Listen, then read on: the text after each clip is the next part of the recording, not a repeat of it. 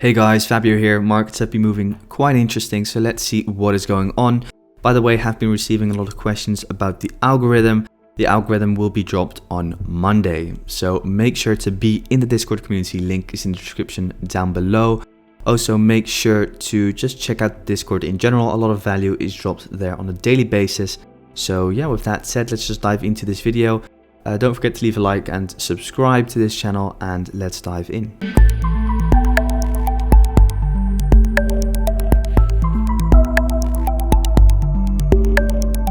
So looking at the dollar index at the moment, we of course are still within this overall uptrend in towards the highs. So looking at the 4 hour, the 4 hour is essentially or has essentially been moving like this. So this is your first impulse, then we have the correction, second impulse, second correction, third impulse, and this now once again seems to be a correction of the overall move up in towards the highs.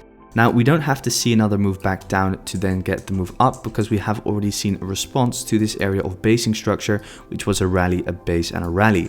So essentially what I'm waiting for now is at least to take out this swing high up above over here, potentially see a fake out, but as we are then already so close to this major fake out on the higher time frame, so daily and weekly, I still think that we could move up even higher in towards the highs, also in towards 94.777, which is also an area of daily supply.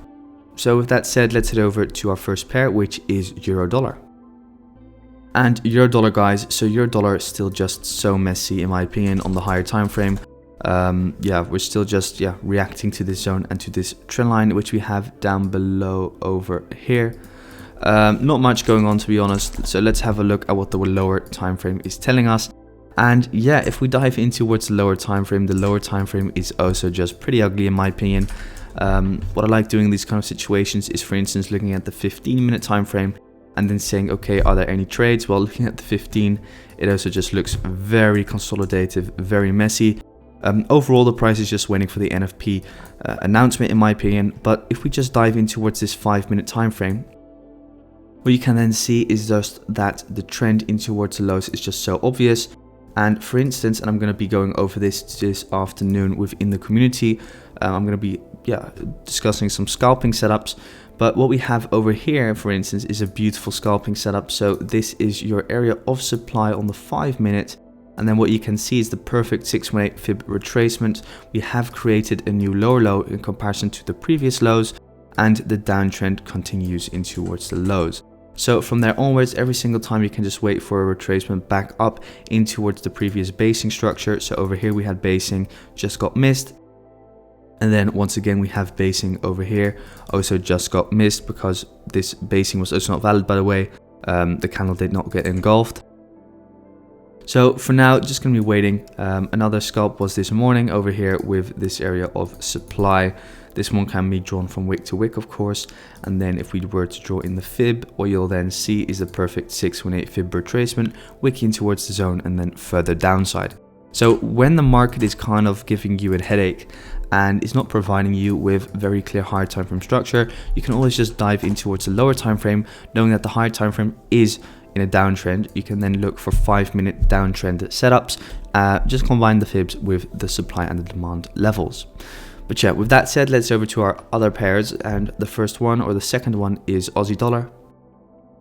And Aussie dollar, guys, so Aussie dollar has been playing out pretty well. As we discussed yesterday, we could see a fake out on all the highs. Well, that has exactly happened. From here, expecting more downside potentially. So what I'll now be looking for is lower time frame setups. So if we, for instance, look at the 15-minute, we can beautifully see is now that we have the double top. This was the area, the range, excuse me, or the area of consolidation which we had. So we saw the double top, and now after that we have broken this low. So now you could enter if we at a certain point in time see a retracement, or what you can also look for is a potential pullback once we reach this basing candle over here on the 15-minute. Potentially from there see a pullback back up, then look for basing structure over here to then see a move back down. For now, not much to be said for this pair. Just looking at the 4 hour, it is really beautiful to see that we've taken out all the liquidity above the highs. So who knows, we are now ready for that real push back down in towards the lows. Let's wait and see. 0.71451 is still my favorite. So with that said, let's head over to pound dollar.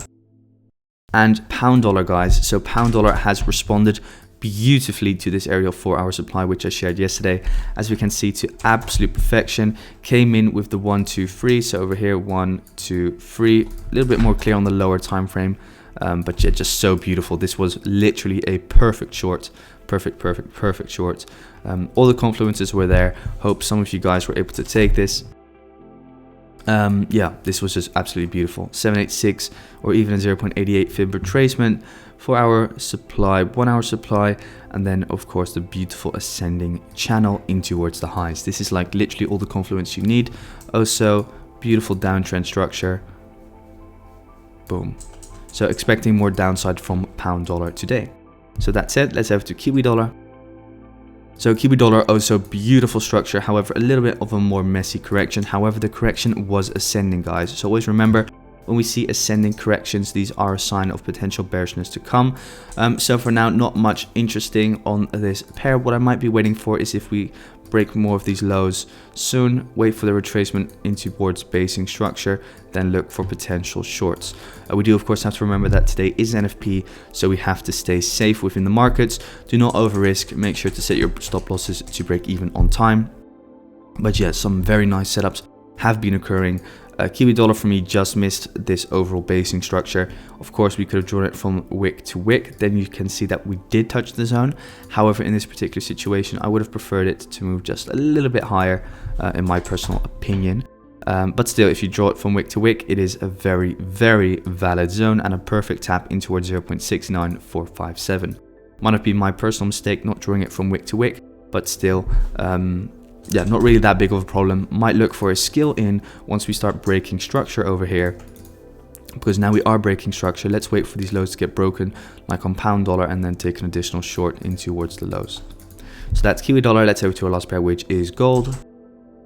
So expecting more downside from gold, guys.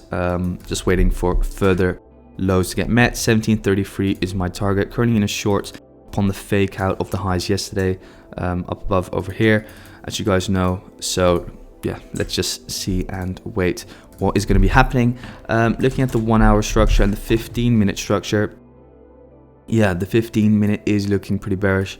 As we can see over here, we are once again responding to the basing structure, which we have over here at the top. So this is your rallying towards the highs, the base, the drop, rally back up, and then a further drop. So we could start dropping from here. Let's just wait and see what is going to be going on. Yeah, overall structure is pretty messy. Of course, we are just charging for NFP. So let's see. I would love to see a massive drop. Of course, I'm in a short, so of course I would love to see a massive drop, but I am definitely expecting a further drop on gold. But yeah, of course, NFP could do anything to the markets, but for me personally, it would be a lot more logical to see further downside.